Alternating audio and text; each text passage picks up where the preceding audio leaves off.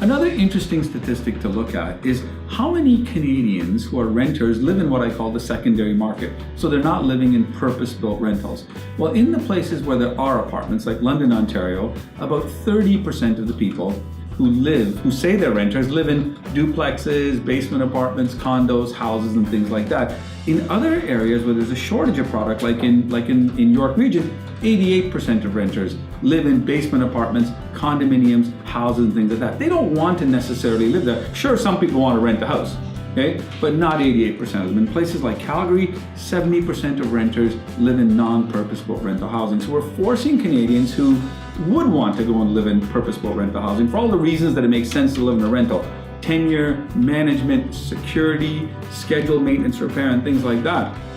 We're forcing people to live in this secondary housing. Just make a last comment about basement apartments. Look, basement apartments probably have their place in the housing spectrum, but that's not the answer. This is the best country in the world, and we're saying and some municipalities are saying like the answer is build basement apartments. So welcome to Canada, and we'll have you live in a basement, right? So what we should be building is purpose-built rental apartments, owned, managed, and financed properly to create long-term housing for Canadians.